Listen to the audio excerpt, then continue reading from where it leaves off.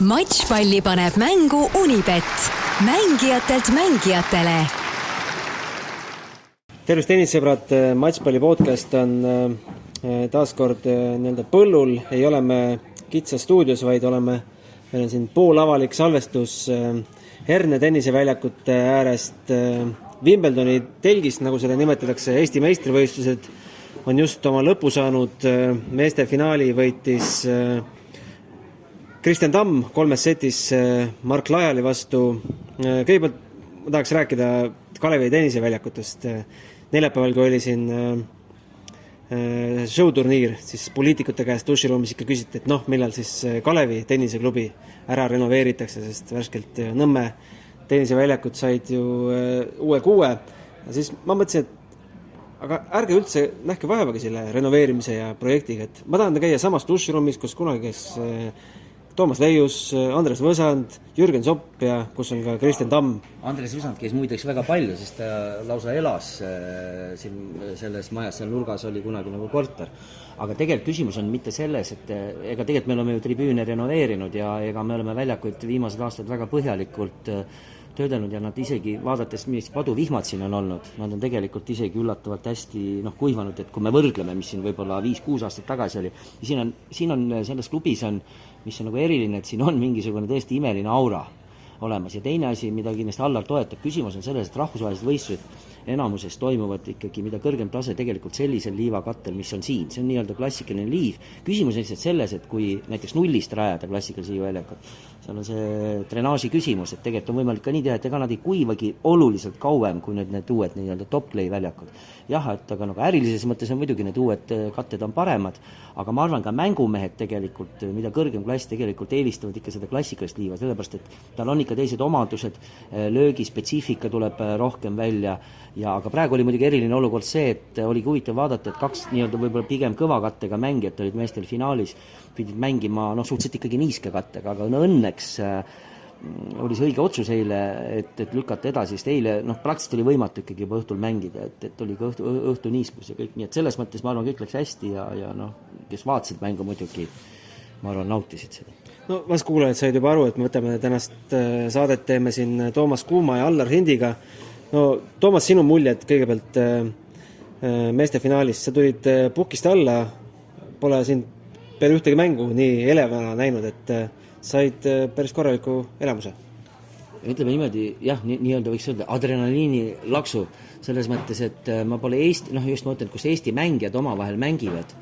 Ma pole tõesti aastaid näinud nii atraktiivset mängu. Mul tõesti, ma ei näinud seda mängu, kus Mattias Siimar mängis Kristjan Tammega, kui Kristjan Tamm esimest korda Eesti meistriks tuli. See oli vist 8-6 või 10-8 oli see otsustasid, see oli põnevust, aga ma usun, et see kvaliteet, mis praegu oli, et see oli reaalselt kõrgetasemeline mäng ja mul oli nauding seda kommenteerida ja mul on siiamaani selline väga hea tunne, et see ei ole nagu üldse, vahest on selline tunne, mõni mäng on lihtsalt igavam ja sa nagu tunned, et nagu justkui, mitte nüüd asjate kulutatud aega, aga ei ole sellist elamust. Praegu see on täie elamus ja muidugi oleks võinud veel võib-olla rohkem sette olla, aga tegelikult olid ju, mäng oli võrdne ja kolmandas setis tegelikult, seal, ja tegelikult ka esimeses oli variant Mark Lajalil ju isegi päästa võib-olla mingis mõttes seit, oli murdepall olulisel hetkel, aga see, kuidas Kristjan mängis kõik tähtsad punktid, ta võttis ise need punktid ära, et seal ei olnud niimoodi, et tal oleks võib-olla õnne, jah, see viimane pall, me ei hakka rääkima, oli ta nüüd sees või ei olnud see serv, aga seal väga piiri lähedal oli, see oleks võinud ju topelt viga olla,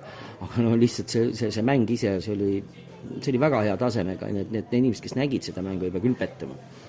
Eile, kui selleks mänguks valmistuma hakati, tegelikult pidi see mäng juba ajakäeva järgi eile toimuma, oli nende ennustusi oli erisuguseid, aga kuskilt sellist ennustust, et 3-0 Kristjanile see mäng peaks kukkuma, ma ei kuulnud, et kas Allar selles valguses oli väike üllatus?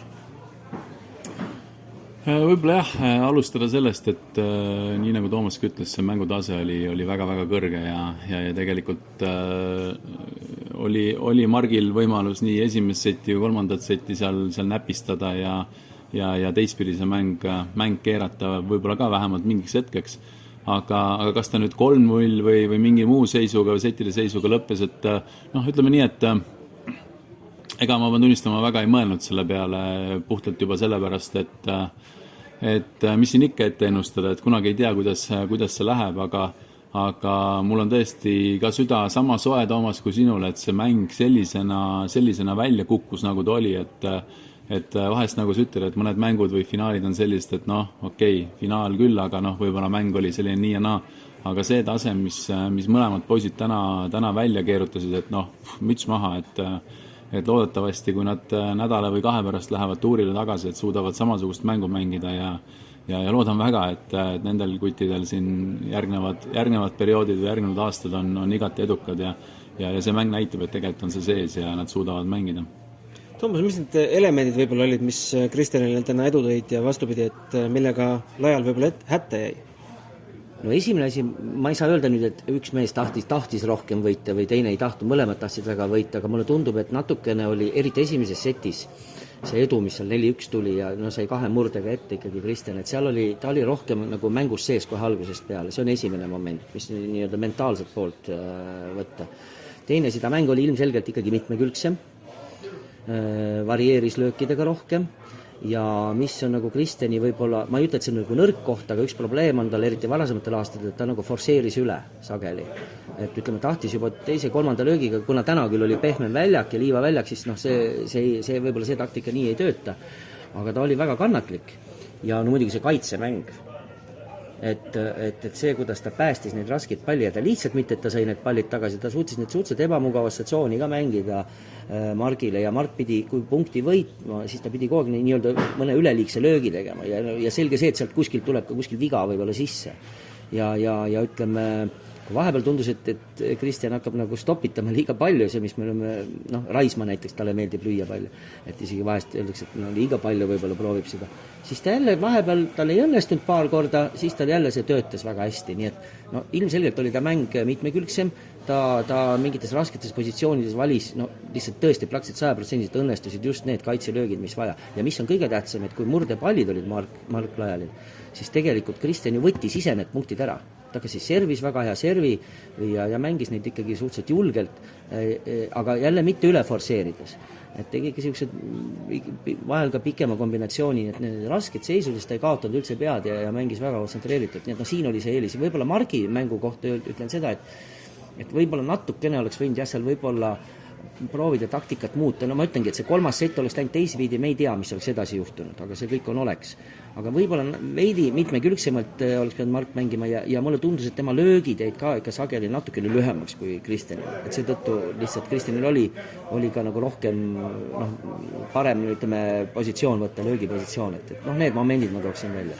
Saad sa Allar lisada, mis olid võib-olla 1-2 asja, millega Kristjan Kristjan hoidis oma mängu koos, ta mängis algusest lõpuni väga tasakaalukalt ja targalt ja ta ei läinud nii-öelda just, mis ta võib-olla eelnevad perioodid on rohkem teinud nii-öelda lammutama ja riskima ja selliseid hulle lööke panema ning loomulikult eks ka üks pool sellest, kuidas ta nii-öelda väljaku peal kogu see olek ja positiivsus, et eks Kristjani puhul on ka olnud see nii-öelda suu lahti, suu pruukimine, mis on tegelikult seganud ta mängu ja täna praktiliselt null kommentaari ei ühegi nii-öelda negatiivse hetke kohta, mis ta mängus oli. Ja jah, et Mark võib-olla ei suutnud sellist teravust tekitada, et ma ise alguses mõtlesin, et võib-olla ka ongi väljaku kate oli piisavalt pehme, et Margi löögid ei teinud haiget Kristjanile, et nad olid natukene lühikesed ja küll parajalt vinti, aga just, et see väljak oli võib-olla piisavalt pehme Margi jaoks, et pall lihtsalt ei teinud haiget Kristjanile nii palju ja Kristjan jooksis ka hästi ja mängis neid palle tagasi, ja kaitsemäng oli kindlasti väga hea.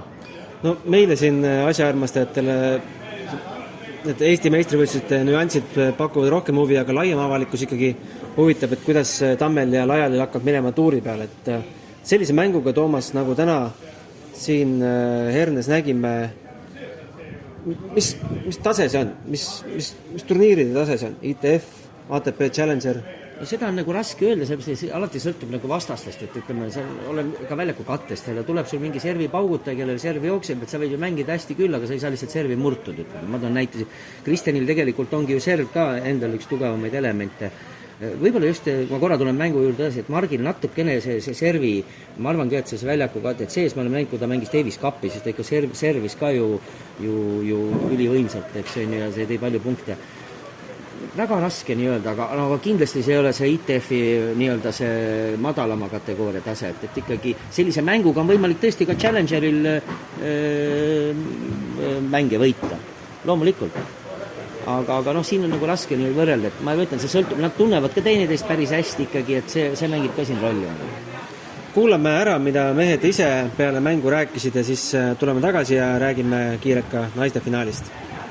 Kristjan, sinu nimi graveeritakse sellele uhkele karikale nüüd teist korda, võrreldes eelmise korraga 2017, kuidas maitseb?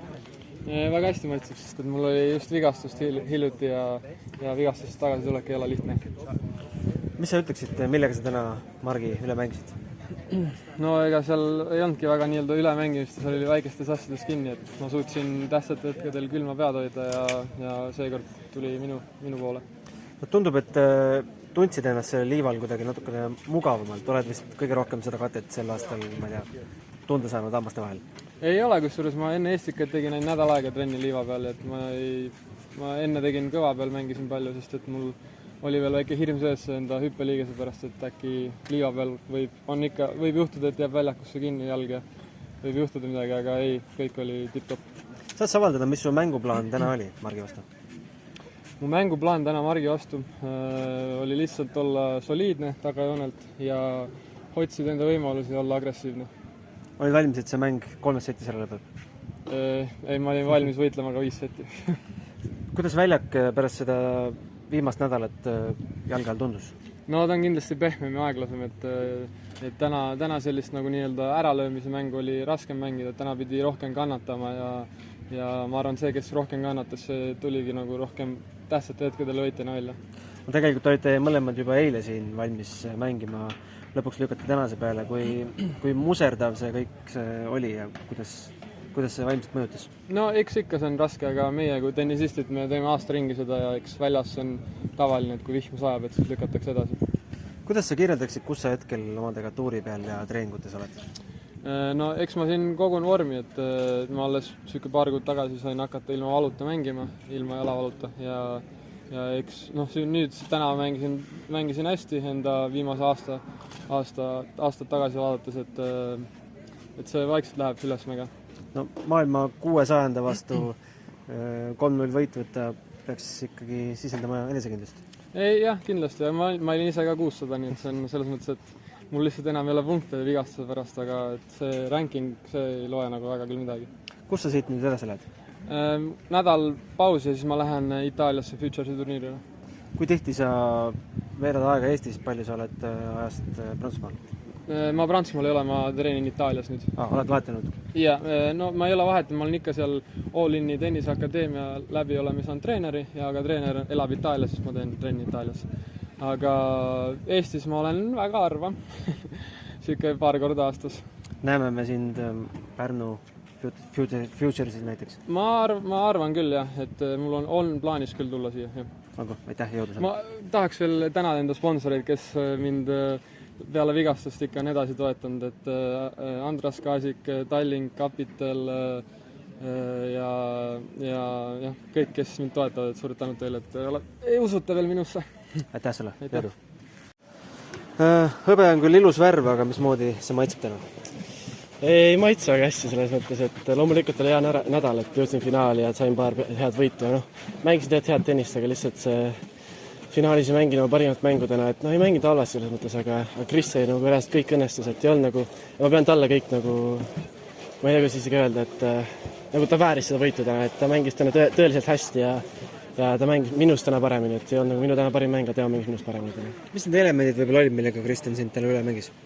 Ta lihtsalt kuidagi, ta oli hästi stabiilne täna, et ma olin üllatunud, kui stabiilne oli, et ta ei teinud nagu väga vigu. Ta sai hästi palju tagasi, et pani hästi palju tagasi mängu, pidi nagu forsseeris mind mängima igalt poolt ja servis suhteliselt hästi täna, et esimest korda ikkagi Eestikate finaalis, võtad sa seda fakti kuidagi positiivse asjana kaasa? Kindlasti võtan positiivse asjana kaasa, et ikkagi nagu jõudsin ikkagi finaali, et turniiri üleüldises pildis oli ikkagi väga hea. et lihtsalt viimane mäng, et isegi kaotsin, et see ei ole mingit hullu, aga lihtsalt ei maitse hästi see õbe. Miks sa üldse mängid Estikat? Sul tase on selline, et sul oleks tegelikult vaja punkte korjata tuuri pealt, et sa võiksid ju praegu kuskil Euroopas ringi rännata ja punkte ja auhinnaraha korjata. Miks Estikat? Me mõtlesime, et ühe aasta võiks Estikaid mängida ja et Allar palus, et ma tuleksin mängima ja ikkagi tegelikult Eesti meistrivõistlus ikkagi tore mängida seda ja ise tegelikult tahtsin ise ka mängida. Et jah, et loomulikult võib ka punkte koguda ja Euroopas ringi reisida, aga see on ainult üks nädal, et üks nädal siia-sinna ei tee mingit suurt vahet. Kas see mäng oli sel nädalal kõige kõrgetasemelisel, mis sa oled mänginud või Oliveriga oli ka ikka päris äge lahing? Kas mõtled see nädal? Jah. Ma arvan jah, et see taseme poolest oli selles mõttes Oliveri vastu mängisin ise natuke paremini.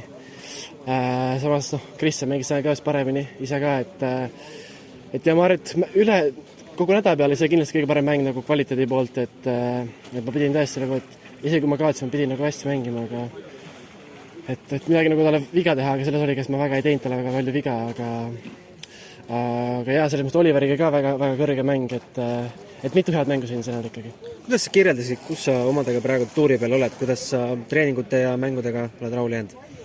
Muidu olen rahul jäänud väga, aga lihtsalt viimased paar turniiri ei läinud väga hästi, et muidu treenid on head, mängin tegelikult just okeilt, lihtsalt mul hakkas paar tagasi õlg valutama.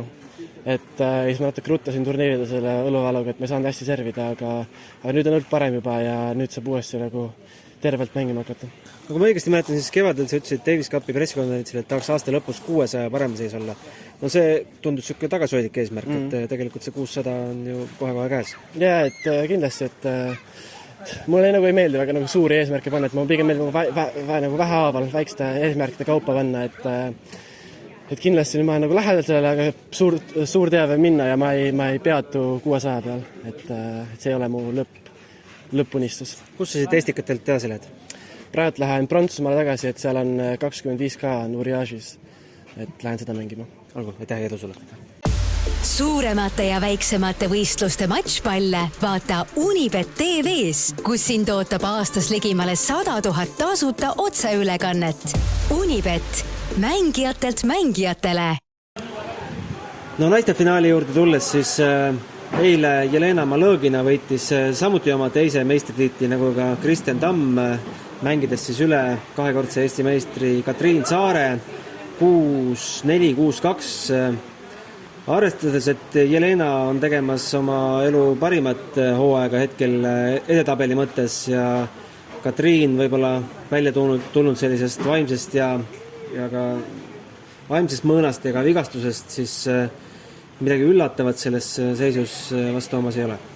Ei ole, aga seal peab üks nüanss on kindlasti, esimeses setis see ei seganud väga, aga tegelikult Katriinil oli kergelt reiega oli seal probleeme.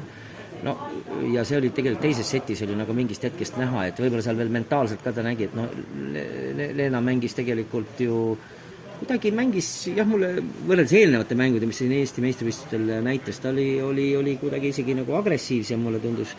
Ja kui ta selle esimest seti kätte sai, siis teises setis tõesti, ma ütlen üks põhjuseid kindlasti, miks Katriin ei saanud mängitud, et teda segas see kerge vigastus, ütleme nii.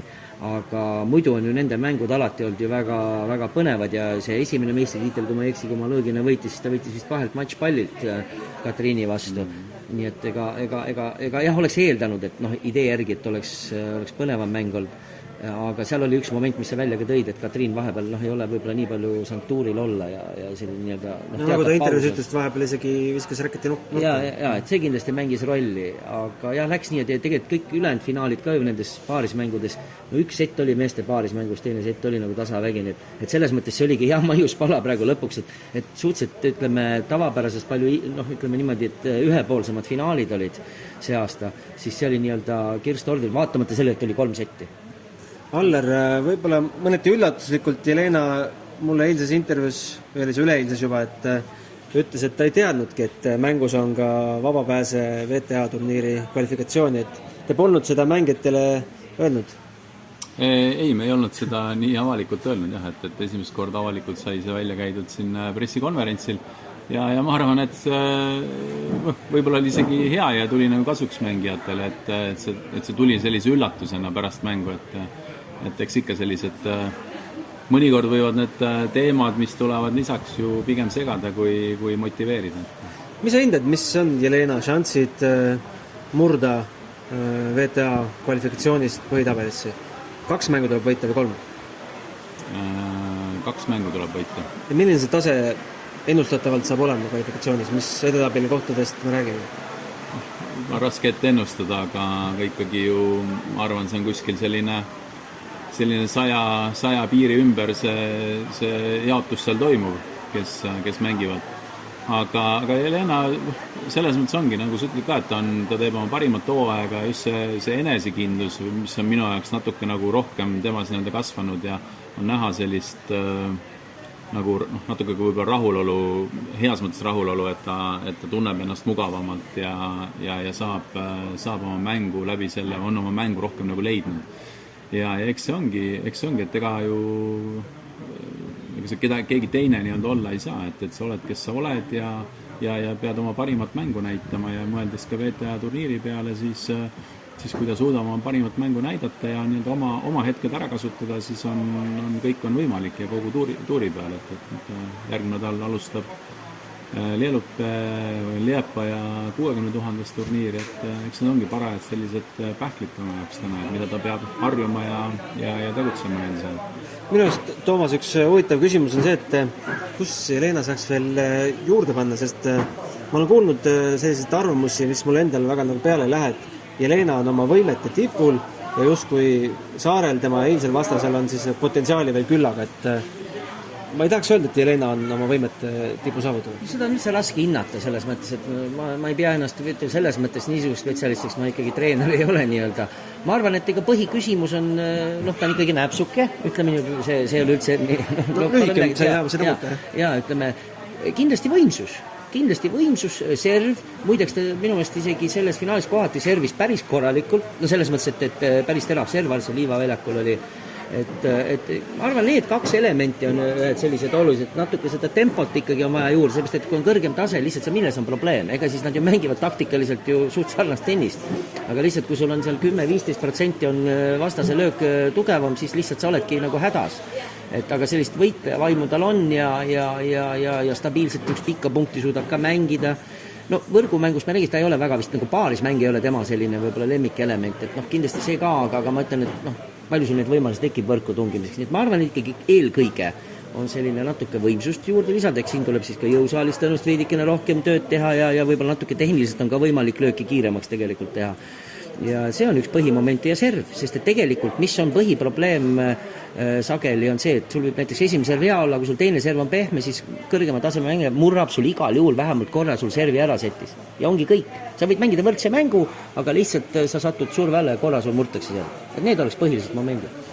Aga hakkemegi siin jutte kokku võtma. Toomas, kui sul on kuskile kiire, siis viimane küsimus ongi suunatud Allarile, et nagu kuulaja võib-olla märganud on, siis meil siin krabistab katuse peale vihma, et kui noateral see mäng ikkagi oli, et ma oleks võinud selle meeste finaali kuskil siseailis lõpetada? No täpselt selleks, et see mäng lõpeks sees, ei tõenäoliselt puudu praegu selline pool tundi. Et oleks mäng 4. setti läinud, siis me tõenäoliselt mäng kestaks praegu ja oleks nende vihmapaus. Et kui kaua nüüd, raske öelda, et siin ilmakaart näitas, et teatud pilvi liigub Tallinna poole ja sealt võib midagi tulla. Aga eks ta paraku nii on, et suvi ja Eesti meistrivõistlused ei ole kunagi vihmaga mööda läinud või vihmast mööda läinud, et eks seda ootamist peab arvestama kahjuks. Sellist mõtet ei olnud, et kinde peale välja minna ja tänane mäng pidada sees? Ei, see on ikkagi esimene nii-öelda prioriteet on pidada originaaltingimustes kõik ära ja ma arvan, et see, et me päeva lõpuks lähme või lähe sinna sisse, et see on selline nii-öelda viimane võimalus ja abivahend, et turniir lõpuni saada. Mark ütles huvitava lause, et tenniseliit ka natuke tegi tööd, et ta siin mängiks, et arvestades, et meil paljud mehed on tuuri peal ja praegu on selline magus aeg, kus punkte korjata ja Jelena ka tase järjest tõuseb, siis kui raske või kerge on tulevikus neid mängeid siia üldse Estikatele meeltada? Ühest küljest on ju väga hea on kuulda mängijate käest, või mängijate poolt, et ikkagi nad või näha, et nad soovivad olla tuuri peal ja oma edetabeli kohta tõsta ja nii-öelda mängida seal, kus on tõesti see karussell nii-öelda tiirlev.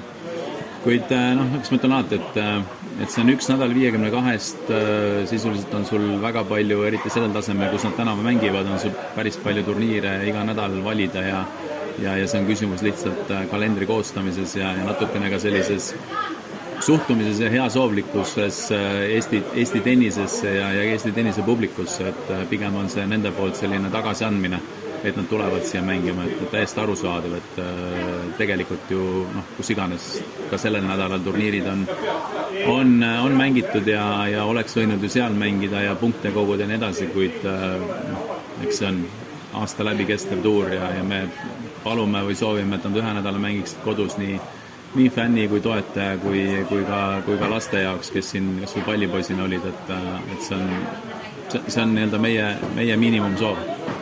Kuna täna meeste finaali oli, siis Davis Cup millal edasi läheb? Davis Cup on septembri, kas sellest kui teine nädalavahetus või? Ja meil on vastane ka teada? Sloveenias, jah. Okei, sellised olid siis jutud Eesti meistrivõistlustelt. Järgmise nädala alguses matšpall tagasi, et võtta kokku Wimbledon. Allar tegi ka oma ennustuse ja peab ka seda ennustust nüüd stuudiosse kaitsnud olema. Vaatame, kellele siis Koka kuulub.